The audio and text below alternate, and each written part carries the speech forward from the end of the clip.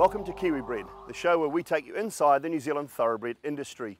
This week we come to you from the Oak Stud in the Waikato. But first up, it's a visit just up the road to Pencarrow Stud and to visit a man who's been working for Peter and Philip Vella for 25 years. We sat down and talked to Leon Casey.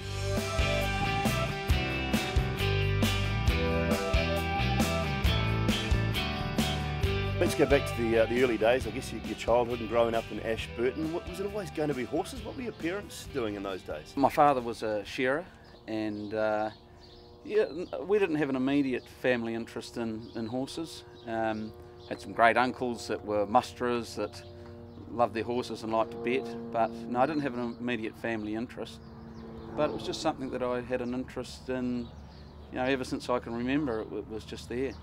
So did you leave school early and start work at the stable, or how was the schooling days? No, well, I loved school actually. I like the sport. I liked learning. I liked everything about school really, and I stayed through to the 7th form, and I really was just at a bit of a loss for a career, and I just happened to read about a agricultural college in Perth that ran a 2-year stud management course. And when I read about it, it just dawned on me that that's really what I wanted to pursue, and so I contacted them, and it just started from there. When I finished there, I realised that you needed to have international experience. So I came home for a while and went hay carting, got a bit of money together, and went off to Ireland, and I worked for a trainer called Kevin Prendergast there, and then I also worked at a stud farm in England called Ashley Heath Stud. So that was the start, but I spent 5 or 6 years travelling around, sort of 6-month stints, getting as much experience as I possibly could, because I was under no illusions as to how challenging a career it was. I actually came to Pencarrow to help out while they were away at the sales, to look after the farm for a couple of weeks, and Peter got me a job with Neville Begg in a flight over there, which I took, and spent 6 months with him and a bit of time with Tommy Smith. And at that time, this job actually became available.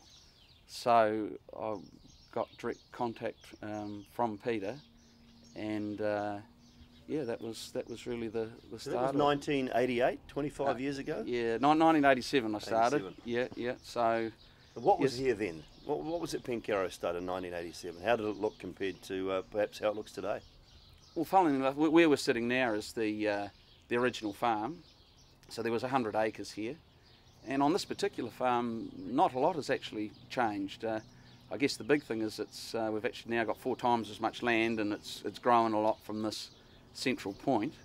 One of the big attractions of Pencarrow was, as soon as I came here, even for that short stint, I could see the work that had been put into it, and the quest for quality, if you like, and I just thought that's something that I wanted to be connected with. Well, you're dealing with the cream of the crop, aren't you? I mean, at Pencarrow, you've taken $1 million yearlings through the sale ring. It must be a great thrill for you to do that sort of thing. Yes, well, obviously the sales are our income, and we need to be able to perform there like any business to have income. And if your systems are good and you're producing good racehorses, there's an expectation that you can get to that level, and we've been able to do that, on a number of occasions, and that's really satisfying. But a different type of thrill to producing a racehorse. That's the ultimate. And I mean, those big yearlings were almost like satisfying a goal. The racehorses are really the pinnacle. They're the dream that you're after. What are the other families that stand out for you over those 25 years? Well, the big family, the family that's given us the real highlights is obviously the Riesburg family. Peter and Philip bought her as a yearling and raced her. Not only was she a group winner in Australia for Jim Maloney, but she founded probably our best family. So what's come on from that family then? Well, Romany Conti obviously is the best performer. My first year here, we sold a Tristram colt out of Riesburg, her first foal, and he made $550,000 in 1988. So that was a lot of money then. So she's performed in the sale ring. Her next foal was Romany Conti, and she won the Hong Kong Cup, which it's a little bit hard to explain the significance of that. I think that was one of the biggest moments for Peter and Philip to perform on that international stage. And that was probably the beginning of them getting a renewed interest in growing the farm and making it into a bigger concern. And of course, Ethereal on the racetrack was just, must have been a special moment as well for the Melbourne Cup win, of course, and there were some great times for her on the racetrack. There was, yes, she was an exceptional athlete, and I think the big thing that sticks out to me is when she won the Melbourne Cup, we really didn't appreciate how big an event that was. At the time we saw it as obviously a big horse race, but it goes beyond racing and into sport in general, if you like, but beyond sport, and it's really part of our culture. And I've talked to a few people since that have been in the same situation, and they say the same thing. It takes a long time to sink in, and that it is unique. There isn't another race like it. And when we look back at it now and we realise, the status that it's got back to and how difficult it is to win, you really start to appreciate what she did for us. 4 lengths to the mare Ethereal giving chase, then Persian Punch, further back to May, the horse be with you. The leader give the slip, Ethereal's coming hard on the outside, the New Zealand mare, Ethereal after give the slip, Ethereal hit the lead in the cup, Ethereal takes the Caulfield Melbourne Cup double. You had your trainer's licence, you trained a few winners and your highlights of your training career? Yeah. Well, funnily enough, I remember Jim Campen saying to me that when a breeder trains, it makes you a better breeder, because you begin to appreciate A, how difficult it can be, and B, some of the the basic qualities that you need in a horse, and you start to look for those when you do your matings. And I think it's very true. One thing I've learned about training is it's given me a healthy respect for other trainers. It's that it really is a challenging undertaking, and I train on a very small scale here. We just had 2 fillies a year, and we picked fillies that suited being worked on the farm and that sort of thing. And the first one that I trained from scratch was Christiania Belge, and she won the Doull Stakes, and I was thinking it was fairly easy about then. But wasn't able to replicate that form, but I still got a lot of enjoyment from it, and as I say, it just makes you appreciate the whole cycle and what really goes into producing a racehorse. About looking forward to 2013 and the sales, some lovely looking foals around the property.